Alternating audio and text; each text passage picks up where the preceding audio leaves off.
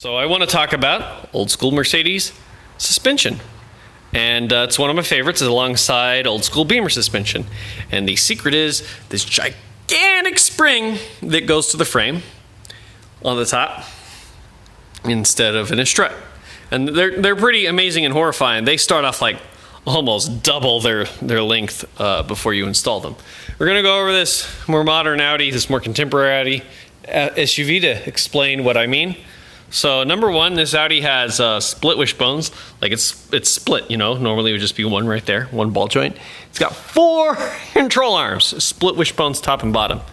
And so if you can imagine, these rotate like this, so their actual axis of rotation is here. And that'll be at or around the middle of the tire, right? That's what they're trying to do. Now imagine it wasn't split and it was right here, well then it'd be like right there. And so that's called scrub radius. It means that this part of the tire, when it turns, it won't be turning over a single point. It'll be scrubbing this middle.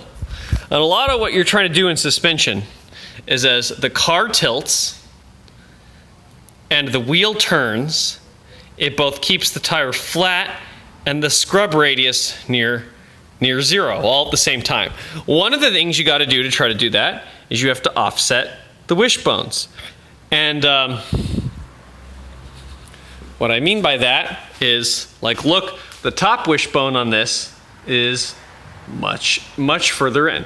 That's much more necessary on here for the longer travel, but also the further travel you get, the more comfortable the ride is. And that's part of the other secret. So when a spring is small, or relatively small, right? Not truly small, it's hard to make it not stiff. And so if it's a big spring, you just take advantage of the spring constant. It's not quite a progressive spring, but if you push it enough, it will push back a lot. And it will have the stiffness if you hit a heavy bump, turn hard. And then it's completely separated off and doesn't take up all this room up here, and you can put the wishbone way back all at once.